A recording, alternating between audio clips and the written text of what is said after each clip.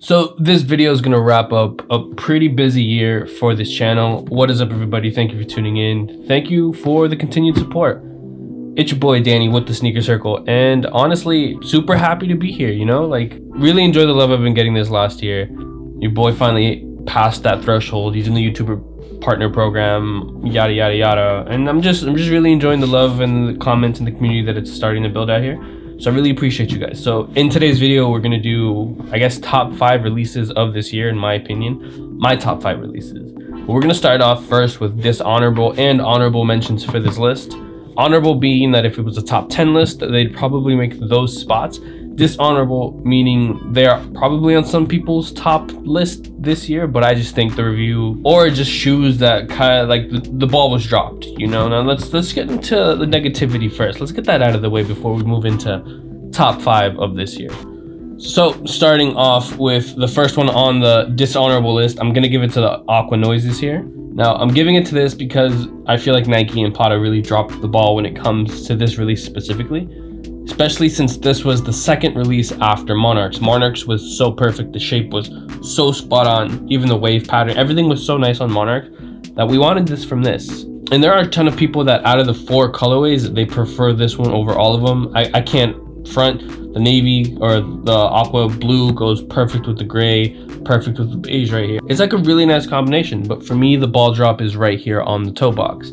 They didn't give us that OG shape that Monarchs did. Now, in a personal preference, if this had the same exact shape, and I know a lot of people out there in the comments say, oh, I got my pair from Patta, my pair is the same exact shape as Monarchs. Trust me, this pair is from Patta.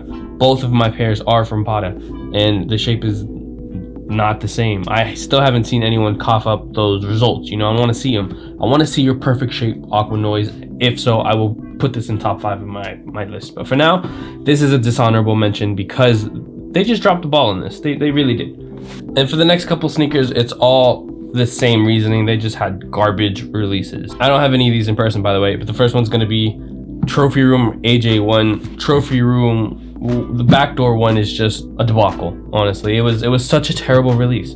How are you gonna have most of your inventory on back order or like on the streets for like what was it, like 1,200, 1,500 at the time, and just resellers with mountains of them, and then on the actual release date you give them to nobody? That was other garbage. Trophy Room, that was just trash. It was a trash release, but it's Michael Jordan's son. What are you gonna do about it? Like, there's nothing. He's gonna release a 4 in 2022. Probably gonna be the same thing. No one's touching those unless you're willing to pay like racks. The next one on the list is the Joe Fresh Good New Balances, the 99 DV3s. Now I'm only adding those to the list because just from what people were saying, the in-person release, there was no online anything for this. All NewBalance.com releases are trash anyway, but those in-person releases, people were paying security guards just to cut the line, just to do their thing, and they still didn't end up getting any pairs. That's crazy. Like, it's not too surprising. Joe Freshgood, he's been proven he doesn't care about the sneaker community. He cares about his own community, and there's nothing wrong with that, but those releases are just terrible. No fair shots is just the worst. And the last on the dishonorable list would be the Salehi Bembury Crocs. I just gotta give those a terrible. The release was garbage. How are you gonna have BeASponge.com released at like, what was it, an hour before noon, and it was already sold out? Bots just demolished it.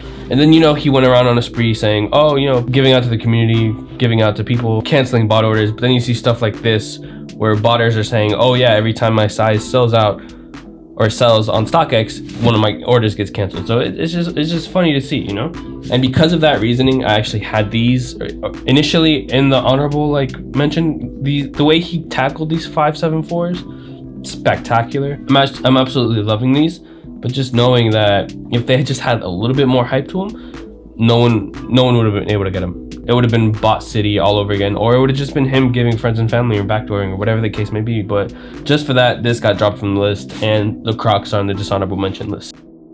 So now that we're moving towards the honorable mentions list, again, these would be shoes that would be in the top 10 if this was that type of list, but it's not. Top 5, you always got to go top 5. We'll start with the 2 shoes I do not have with me currently. We have the Fragment Travis lows. I'm gonna admit this was a terrible shoe to get. Like, really hard. It was hard to get. The highs were even harder to get. They almost made the dishonorable list, but like there was no like trickery with that or tomfoolery when it comes to that release. You know, it was just you either get them on the Travis site or you don't. There was nothing you could do about it. But I'm a really big fan of those. I hated the way sneakers released them, but at least sneakers released them, you know. The second pair being the Comme des Garçons foam posits, whatever you want to call them.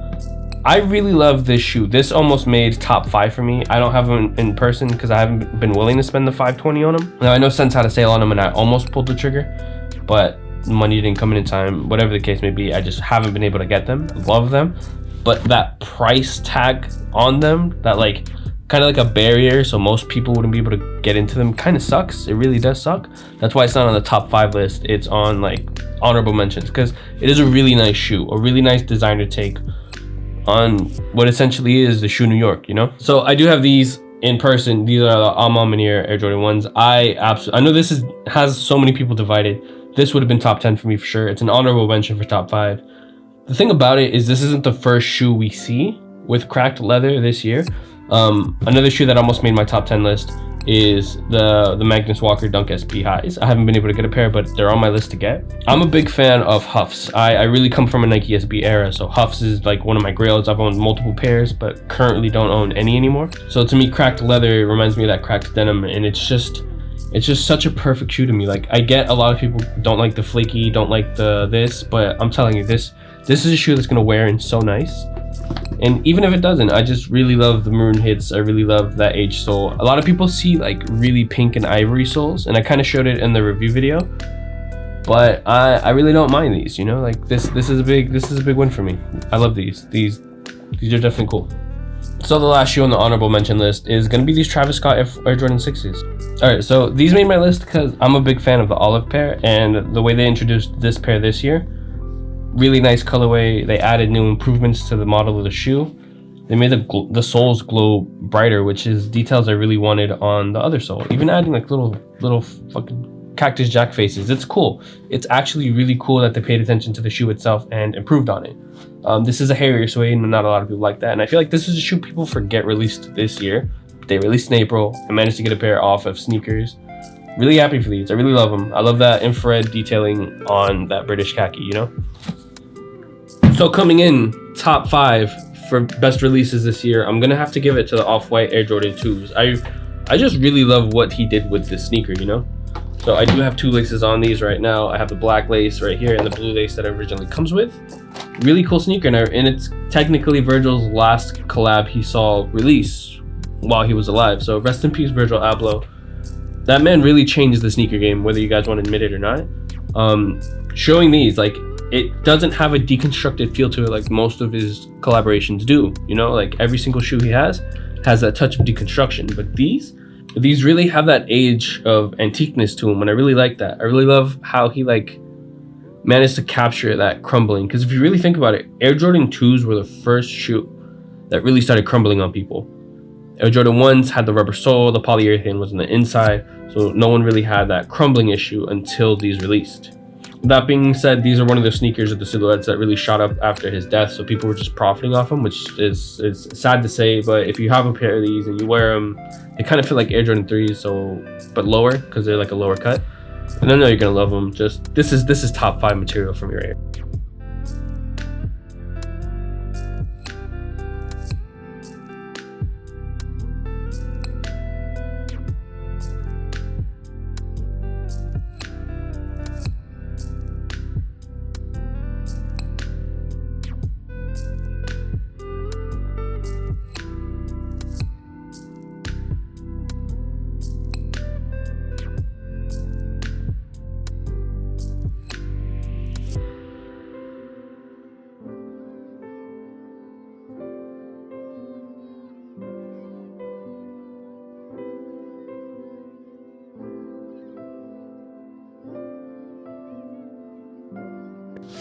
So next on the list is gonna be Monarchs. Now I know I added AQUA noises to this honorable mentions, and it's strictly because of the shape. They really dropped the ball. That being said, I absolutely love these. I love these so much. So this shoe, if you are really into Air Maxes, brought you that nostalgia of the shape that you really want from Air Maxes, you know? So if you don't know, in like, what was it, early 2000s, maybe a little bit before that, Nike changed the shape of the Air Max 1. It made it more rounder, made it more box. People were calling it like a banana shape. And essentially all the pairs that are released since then have had terrible shape. And it really sucks because that was like the boom of like the runner era, like in 2011. Like, don't get me wrong, these are always popular in like United Kingdom, the EU states. And a lot of those places, runners still hold the most popular sneaker silhouettes ever, and Air Max 1s being by far one of the best sneaker silhouettes ever made.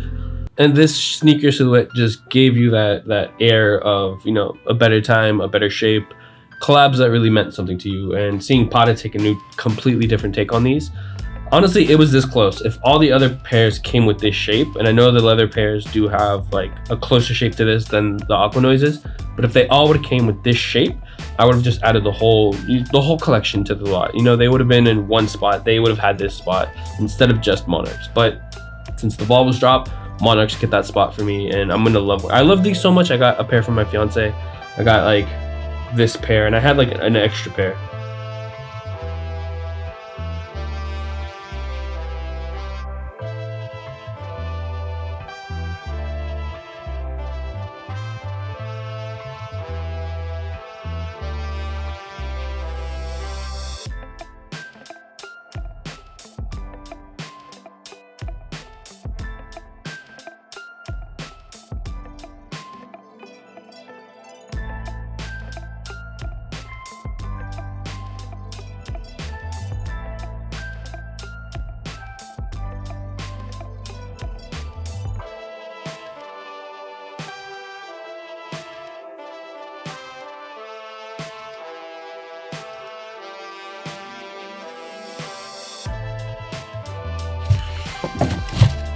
Also, I had a replacement box, but apparently that was rarer than getting a normal box.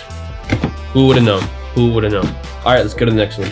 Now, this might be a slight cop-out, but I'm gonna have to give spot 3 to just the whole 50 collection. Now, what I mean by that is, this is a sneaker release that had the sneaker community gripped for 2 weeks straight. It had us by the neck, bro. Week 1, I didn't get a single hit, and I was just stressing. I was like, yo, I've been interacting like crazy. I've been trying my best. This release actually made me stop interacting on the sneakers app completely. After week 1, I'm like, I'm done. I'm not gonna waste any of my time. Before that, it was very watch every live, watch every interaction, participate in every poll, but now I don't do any of that. And the fact that he was able to make so many colorways work with such little different variations. Don't get me wrong, there are better colorways, like better lace choices, better tongue choices. You might prefer suede over just pure leather and canvas, and that's okay. It is what it is to me. But this was a big release that just had everyone just gripped. It really reminded me of when the original 10 released. That was one big release in one day with a lot of errors, with a lot of faults, and it had the sneaker community gripped, bro. And to me, this is probably like one of the best dunks that have released all year. Now, I'm not going to count SBs into that because, come on, you can never put SBs and dunk SBs in the same category. It's not proper. But yeah, I'm going to really give it to these. Top 3 definitely deserves the whole Off-White 50 collection. Dear summer indeed. All right, let's get to the next one. So for this next one, I don't have my pair anymore. I sold the Sea Salts, but I'm giving spot 2 to the New Balance 2002 Rs. Specifically the protection pack, or if you go by their real name, the refining features packs. Here is the original creator who designed that for New Balance, and honestly, those were 3 silhouettes. The way he just changed that 2002 R model is just perfect. I do have a black pair on the way, and I am still on the hunt for a gray pair, and I'm even on the hunt for a white pair. Honestly, I really regret selling them because initially I was like, let me sell these, let me buy the black ones. But then I got really cocky and I was like, let me, wait for the US release. The US release came and your boy struck out so bad, it just hurt. But that being said, the 2002 R, specifically this protection pack or the refining features pack, is probably one of the cleanest GRs we've gotten from New Balance in a really long time. That didn't utilize, their New Balance gray or utilizing like a new 990 model. It was essentially a pair that released as a GR, not with a collab attached to it, designed by an artist who really has a passion, and they're perfect. They're like one of the best sneakers all year. So on the top list, I know a lot of people are kind of getting tired of this, but it is just the most wanted shoe all year, especially if you look at prices, especially if you look at people's like want to buy lists, whatever the case may be. But it is gonna be the Air Jordan 3 Manieres, the raised by women joints. Now, bro, I love this sneaker. I love this sneaker so much. Right here we do have the raised by women Manieres. They released early in the year too, and they held that sneaker of the year contending title for a really long time. And now that the year is ending, we're seeing a lot of people just give them that title. But I think it's a little further than that. Not only is it the best sneaker that have probably released all year, Maniere themselves has probably been the best collaborator all year. You know, when you try for the ones, when you tried for the threes, and if you tried for any of the Air Forces back in the day, you actually feel like you have a chance. You know, it's not like Union Air Jordan 4 hype where it was just complete garbage in one day. They give you chances. You have the initial release, you have the sneakers release, and then you had another secondary release come and go. That's how I managed to get multiple pairs of these. But for the Air Jordan 1s, I only got one on the initial release. The secondary release, I couldn't hit. Sneakers didn't bless me. It is what it is, you know, you can't get them all. But this sneaker, it's so nice. Now, a lot of people are saying, Danny, they're not going to be the best women's Air Jordan ever made because, you know, we have off-whites. But off-whites, the off-white Air Jordan 4s, I don't feel like they're as nice as this. This has such a subtle cleanness to it that the Air Jordan 4s just do not have. And those Air Jordan 4s get so dusty and dirty and battered that won't happen with these, because these with age, they're just gonna look even better, bro. And that being said, I know this is like not a shock to a lot of people. A lot of people were anticipating this. And I don't know if you're getting tired of seeing these as number one, but these are definitely number one on my list. I'm really glad I own a personal pair. I got 2 more pairs I'm just holding on to just to see like what I can trade with them. Here you go. So maybe I'll trade them for something I missed out this year, but again, I'm gonna try to stay away from those brands that really don't deserve our dollar, you know?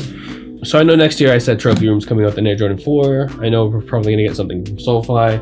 Probably another Joe Fresh good. I won't be paying for any of those resale wise. If I can get it for retail, perfect. If I can get a pair of Salih Bembury's retail, perfect. If not, I'm not gonna waste my energy on it.